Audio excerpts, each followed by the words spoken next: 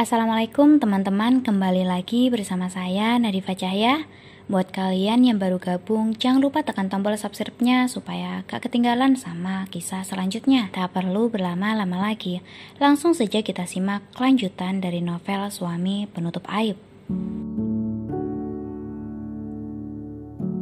Pintu keberangkatan Bandara Soekarno-Hatta tujuan Singapura dipadati pengunjung. Nada bersama Tania dan juga kakaknya yang lain hanya bisa mengantar kepergian Arkan juga ibunya sampai garis pembatas. Nada tak bisa membendung air matanya, tidak peduli meski menjadi pusat perhatian banyak orang. Tania sesekali mengusap pundak kakak iparnya sebagai tanda kepedulian. Tania juga bersikap biasa, seolah tak mengerti tentang prahara rumah tangga kakaknya itu. Sementara di sudut lain, sepasang mata mengawasi Nada dengan tatapan licik. Sudut bibir kanan pria itu tersungging, entah apa yang akan ia rencanakan sekarang. Sudah, ayo kita pulang, ajak Saka. Sebelum pergi, Tania mengajak Nada pulang bersama. Saka tentu tak akan keberatan, beda halnya dengan Nada. Dia tidak sudi satu mobil bersama pria itu, pria yang Nada anggap telah menghancurkan hidupnya. Gara-gara dia, rumah tangga yang semula harmonis kini berbanding balik. Hatinya selalu gusar diliputi rasa bersalah. Nada berharap dia tidak pernah ada di posisi ini. Beneran, Mbak Nada gak mau bareng kita? Tania masih berusaha membujuk. Nada tersenyum simpul. Iya, gak apa. Kalian pulang saja dulu. Aku sudah pesan taksi online kok. Sebentar lagi juga sampai. Sebisa mungkin Nada menghindari kontak mata dengan pria di samping Tania. Meski tak bisa dipungkiri, sesekali ekor mata Nada menangkap basah aksi pria itu tengah menyorotnya tajam. Usai bernegosiasi cukup lama, Nada kekeh pada pilihannya. Dengan syarat, Tania dan Saka baru akan pergi setelah melihat Nada masuk ke mobil. Terpaksa Nada mengiyakan. Berdiri di area pintu kedatangan, sebuah mobil sedan berhenti di hadapan mereka. Seorang pria tua keluar mobil lalu mendatangi mereka. Maaf, apakah Mbak yang bernama Nada? Oh iya, saya sendiri Pak, saut Nada ramah. Nia, Mbak pamit dulu ya. Pamitnya pada adik ipar seraya cipika-cipiki. Hati-hati Mbak. Nada mengangguk, bibirnya mengulas senyum.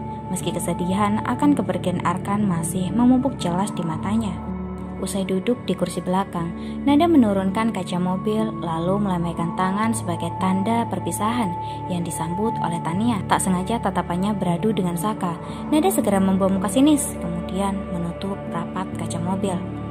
Jalanan yang ramai lalu lalang kendaraan terasa hening bagi Nada. Tatapannya kosong mengarah keluar jendela. Masih terngiang jelas dalam ingatan ucapan Arkan sebelum pergi. Jaga diri baik-baik ya sayang. Mas lagi ikhtiar supaya bisa melihat ciptaan Allah lagi, terutama keindahan bidadari Mas yang satu ini.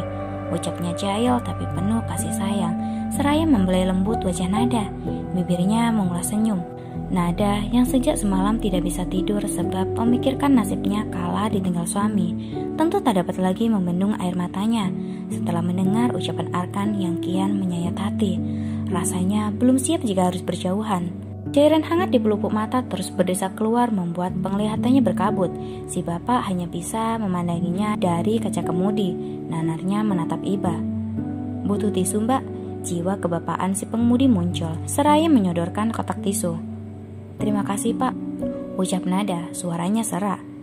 Setelah itu tidak ada lagi percakapan di antara mereka sampai tiba di rumahnya. Si pengemudi memaklumi pun dengan nada yang memang sedang tidak bisa diajak bicara.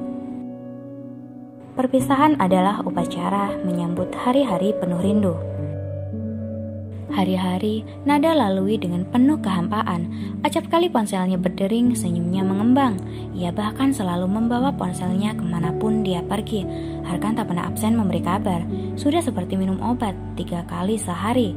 Ya, nyatanya hanya itulah satu-satunya cara untuk mengobati rasa rindu mereka.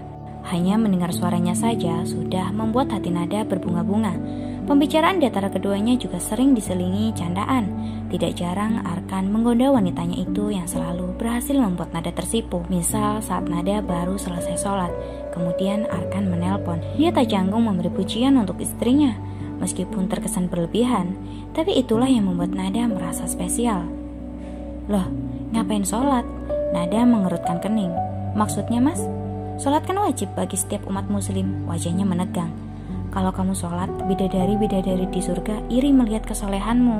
Pipi Nada memerah bak tomat matang. Mas ini bisa saja. Terus kalau Nada gak sholat, yang nanggung dosanya siapa? Kalau kamu gak sholat, nanti Mas direbutin sama bidadari surga. Kamu rela berbagi suami? Ya enggak lah, Nada memanyunkan bibir.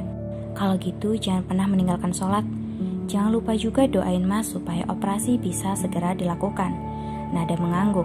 Rindu itu kembali menjalar. Matanya memanas disertai air mata yang memulai memumpuk di belakang kelopak. Isak tangisnya samar terdengar oleh Arkan. Jangan nangis, kasihan duotin kita. Nanti dia juga ikut sedih loh gara-gara mamanya nangis. Hal itu justru membuat Nada semakin terisak. Nada mengutuk dirinya sendiri karena salah memilih suami. Gara-gara memiliki suami yang begitu penyabar dan perhatian, dia merasa tidak pantas bersanding dengan manusia setengah malaikat itu. Pantasnya, Arkan bersanding dengan ukti-ukti alumni pondok pesantren. Mas tutup dulu ya, sepertinya ada yang datang. Iya mas. Setelah mengucap salam, sambungan pun terputus. Pintu kamar diketuk beriringan dengan suara ibu yang memanggil nama Nada. Masuk bu, gak dikunci, pinta Nada. Pintu terbuka sedikit. Kepala ibu menyembul masuk. Melihat wajah putrinya berantakan, ibu tidak terkejut. Sudah kerap kali beliau memergoki anaknya menangis. Terlebih setelah Arkan pergi, hampir setiap hari putrinya itu menangis karena rindu. Sudah belum sholatnya? Ada yang nyari tuh di luar. Siapa? Tanya Nada spontan. Adiknya Arkan. Udah buruan ke sana, takutnya ada yang penting. Dahi Nada mengernyit. Adik Arkan. Siapa? Tania atau... Nada hendak menanyakannya pada ibu, namun pintu sudah kembali tertutup.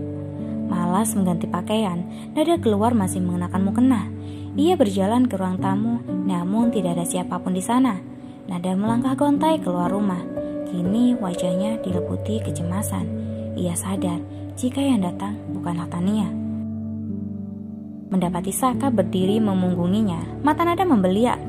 Untuk apa lagi dia kesini? Bukankah dia bilang akan pergi ke Jepang? Kenapa sekarang malah datang ke sini? Ya Tuhan, apalagi ini?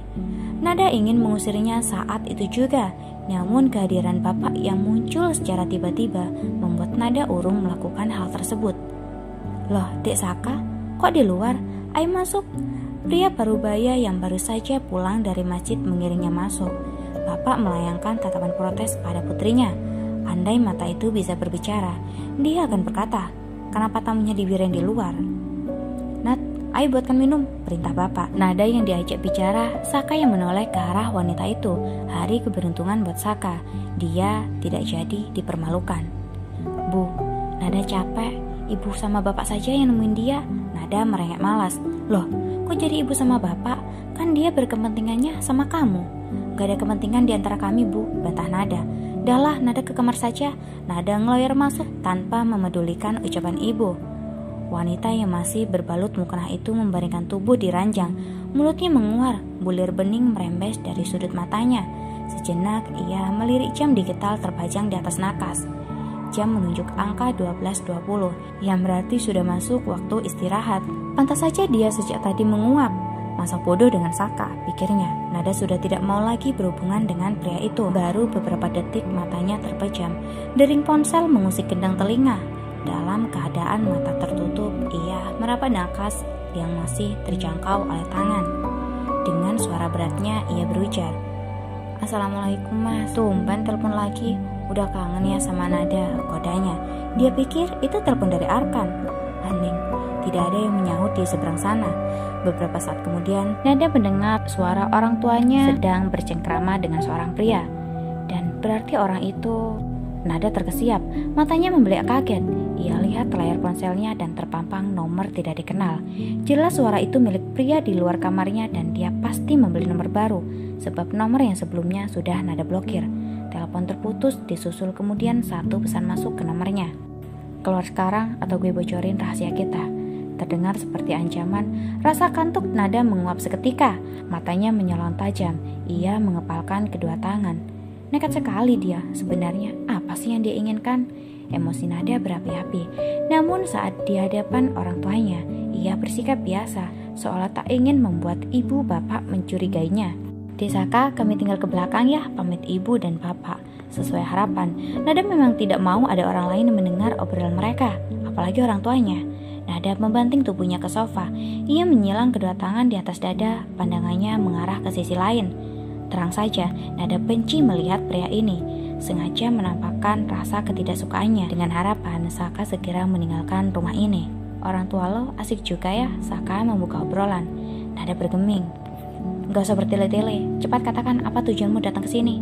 Masih dengan nada ketusnya, Nada memperhatikan sekitar, khawatir orang tuanya mendengar. Sudah kukatakan, jangan pernah menemuiku lagi, ujar Nada lirih tapi penuh penekanan. Tenang saja, aku tidak akan meminta tanggung jawab darimu. Sekarang, keluar dari rumahku. Slow, gue cuma mau nanyain kabar bayi kembar gue, jawabnya santai. Kedua pupil Nada membulat sempurna, seolah ingin melompat keluar. Bayi kembarnya konon, enteng sekali dia bicara. Sejak kapan bayi ini jadi anaknya? Nada menegus kesal. Lo kemarin habis dari dokter kandungan kan? Apa gue salah? Nanyain kabar mereka sebagai Saka menggantung kalimatnya sebentar. Ia memandang Nada penuh arti. Ayah biologisnya, cukup. Jangan lanjutkan ucapanmu, seru Nada tegas. Air mata kembali merebak. Tanpa mereka sadari seseorang di ruang sebelah menguping pembicaraan. Wanita parubaya yang berada di balik tembok itu menutup mulut dengan tangan. Air mata melesat cepat melewati kulitnya yang keriput. Dadanya seperti ditindih sebongkah balok, sesak sampai ia kesulitan bernafas. Bagaimana ini bisa terjadi? Putri yang ia anggap hidup bahagia bersama suaminya, rupanya tengah menghadapi badai besar dan hanya dihadapi seorang diri. Bisa dibayangkan bagaimana terpuruknya Nada selama ini. Bersikap baik-baik saja di hadapan semua orang. Namun di balik itu dia tersiksa dengan drama yang ia mainkan selama ini. Bukan mau membenarkan perilaku anaknya, namun naluri seorang ibu tidak pernah salah. Satu sisi, Nada berdosa telah memperdaya suaminya. Ibu mengakui itu, akan tetapi Nada pasti memiliki alasan kuat kenapa harus berbuat sedemikian. Meski faktanya, pernikahan yang diawali dengan kebohongan biasanya berujung pada perpisahan. Tidak banyak yang bisa ibu lakukan selain menyerahkan semua takdir putrinya pada sang pencipta. Yang harus ia lakukan sekarang menjadi penguat untuk Nada dengan terus berdoa dan berada di sisinya. Nat, ibu muncul. Segera Nada menyeka air matanya. Ibu, Nada merangkul kedatangan sang ibu, tapi ditepis. Apa ini, Nduk? Ibu menatap Nada dan Saka bergantian. Mata tuanya berembun. Disusul bapak, pria parubaya itu menatap bingung melihat kondisi istrinya. Ada apa ini, Bu? Ibu menunjuk Saka. Sorot matanya berapi-api. Dia yang telah menodai putri kita, Pak.